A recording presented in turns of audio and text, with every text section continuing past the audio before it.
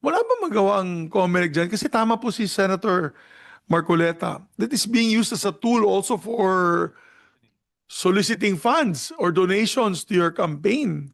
Tama ka kasi kung lampas ka ng 15, wala ka nang matatanggap ni piso Number, ni centavo. number 22. Gift certificate lang siguro sa Kentucky Fried Chicken ibibigay sa iyo pakain sa staff mo.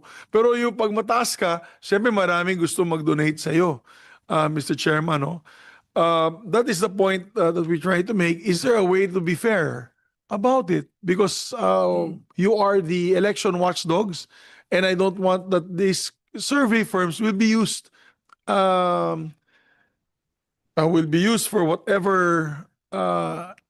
activities to gain, I'd say, to give false information to the public. Yes, thank you very much, Mr. Chair, Your Honors. Yung pong pinasa namin na resolution na yon na to regulate them, magandang simula pa. Nobody went to the Supreme Court. Nobody questioned. And everybody went inside that system, and therefore we will now go into institutionalize. Sana rin po talaga yung aming resolution na yon ay masuportahan ng isang piece of legislation. Magkaroon na po ng piece of legislation po. Kasi po otherwise, do sa SWS and Pulse Asia versus COMELEC, ay nagkaroon ng desisyon ng Supreme Court kasi nga po may boundary between freedom of expression at saka po yung freedom of speech. Kaya medyo may konting hesitancy ang COMELEC at that time. Pero ngayon po, we pushed for task force spec, and therefore, ngayon po, we will now regulate them from here on. How far can you regulate them, Mr. Chair? Only for purposes, Mr. Chair, of we requiring them to submit basic and certain informations. Will that correct the kind of method that they're using that in the end it will become a mind-setting exercise? Where does freedom come in? Are going to, Mr. Chair, we are going to publish lahat ng kanilang mga submissions sa amin. Not necessarily to drive away yung mga itatago sa Let's atin. test the argument of the Supreme Court. Where does freedom come in the survey? Alam niyo po, they will have to publish, they will have to submit sa amin po yung mga relevant information. It's the exercise of freedom of the press. So nasaan yung freedom? Kasi nagkakaroon ng mind setting, it's a tool. So walang freedom talaga eh. Minsan sinusundan kahit mali. So if we are about press freedom, dapat hindi ganun ang paraan nila. Sana wala na yung sa politika kasi dito nalalaro nila eh. Walang comparison eh. They will just have to ask people a sample. Ayoko namang puntahan yung kanilang scientific, palaging sinasabi scientific, kahit sabihin mo kanyang 1,200, 2,500, or 3 million ang sample mo based on the universe, doesn't matter eh. Pareho din eh, sabi niya. But the question remains eh. Number 22 ako consistently. Pagkatapos naging number 6 ako. How can you explain that? We fully agree that this cannot and should not be used for political purposes. Kaya nga po sana, ang gusto nating baka isang araw mapag-isipan ninyong mabuti sa COMELEC, let us allow surveys, pero sa mga produkto na lang yan. Pagdating sa politika, wag mo nang pakialaman yan because you are toying around and you are playing with our people. Mahirap yun. I will probably say myself as Exhibit A. Talagang napakasakit nun eh. Alam mo niyo mga kaibigan, mag-uusap-usap kami. Magkakaibigan na kami, Mr. Chair, Mr. Chairman. Pagkatapos naming mag-meeting, pero alam namin kanya, very good material ka for senator, pero alam mo, wala tayong pag-asa, number 22 ko. Mga kaibigan ko na ito eh. Wala naman akong magawa because ang mindset talagang, ilang Marcoleta ang maapektuhan nun. So, gusto ko sana, Mr. Chair, aralin din natin kung paano natin may sasakatuparan yung pagkuha ng... Hindi ko alam kung bakit kailangan kunin natin ang perception ng tao before election. Siguro, Siguro 3 months before the election, wag na, bawal na. Kasi nga magkakaroon na ng mindsetting. Gagawa na sila ng paraan. Nandun kasi yung kita na eh. This is a multi-billion industry. Alam natin kung sino yung funders. Hindi nila gagawin yon nang wala silang kikita. Alam din nila, kapag nalagay ka sa first six, halimbawa, sa survey, pipilahan ka na ng mga funders. Itong mga survey firms na to, alam nila ito. So para maiwasan po natin yun, at magkaroon naman ng equal opportunity po yung most deserving candidates, bawalan na natin sila. Siguro, I don't know, we can start with 3 months before the actual election, wag na. Tapos na kayo, pinagbigyan na namin. Ang crucial po kasi dyan, habang dumarating yung election, nandun po yung ano. Tama si Senator Subiri.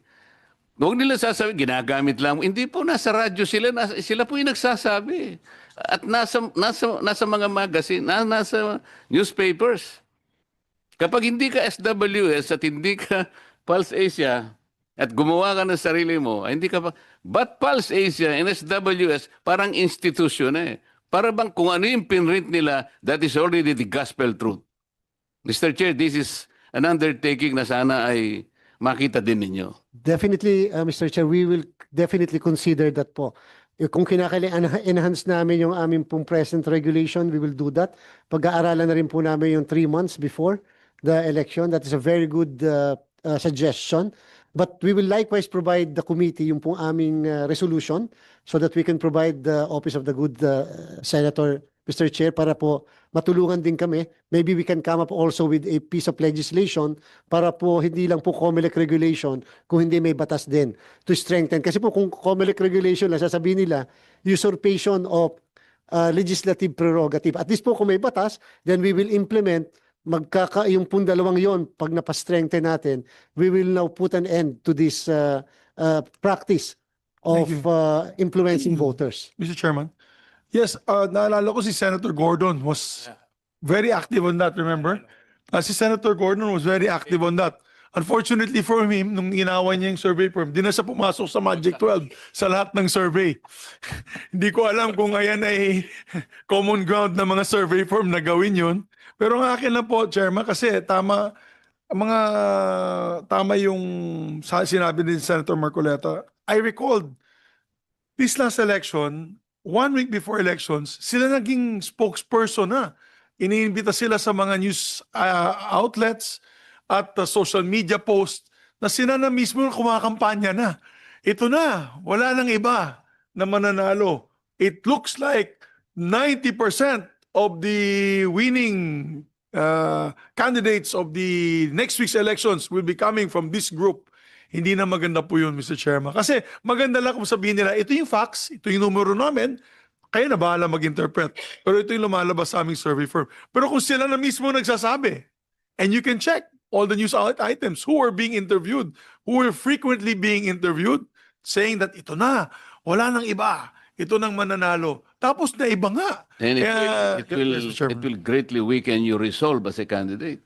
Yes, it will frustrate the candidate, Mr. Chairman. And sayang naman, no, imbis na last stretch na, mangangampanya ka ng mas talagang magpupursige ka at mangangampanya kang 24/7, house to house nga, ika nga, hindi ka na mangangampanya kasi nakalagay doon sa survey, number 20 ka, wala ka na. Parang nawala ka na ng gana. Pero, Yes, Mr. Chairman. Mr. Chair, masaya kami ngayon. Masaya kami ni Senator Migs, Senator Sherwin.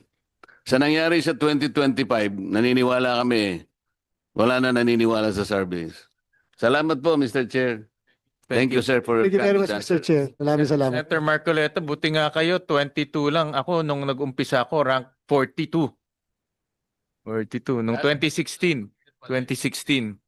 Umpisa ka lang, 42. Kaya lang, nung Nung tumas umpisa. ka na ng 15 hanggang sumabot ka sa 8, nakita ko eh. Oo, Ako talaga consistently number 22. Yun ang talagang masakit na ginawa nila Eh, sa... dinala ka naman ng bukid nun, kaya panalo. Ayun, yun ang sinasabi ko. Number 3 ka doon. Pero, Chairman George, ako I have a different take, no? Ako I am a firm believer of surveys, Pero na-notice ko maraming lumalabas na fly-by-night surveys. Lumalabas lang sila kung malapit na yung eleksyon. Lumalabas sila na kung kung may mga local election, national elections. Ang problem is we don't know the methodology. Lalo na yung mga ordinaryong mamamayan dahil very technical eh. Sasabihin nila survey so and so, papakita sa constituents, maniniwala yung constituents, even local may ganyan. So that's another angle that COMELEC should look at because yung mga credible like Pulse Asia, SWS, at least alam mo yung methodology pero maraming lumalabas na fly-by-night every elections. Yun po Negosyo yung yan eh. maganda, Mr. Chair, doon sa sinimula namin, nitong nakarang election lang, sapagkat kaya po natuwa yung mga server firms, at least mapapublish na kung sino yung accredited. We will now accredit them. Mapapublish kung sino accredited, mapapublish yung lahat ng mga officials nila, lahat ng kanilang methodologies, etc., etc. Therefore, those firms na hindi nagpa-accredit, isa lang ang ibig sabihin, fly-by-night po yan. Ngayon, kung paano po namin hahabulin, yung mga ganun po, ang problem po, mukhang kakailanganin po, Mr. Chair, ng legislation. Opo. Well, we're together.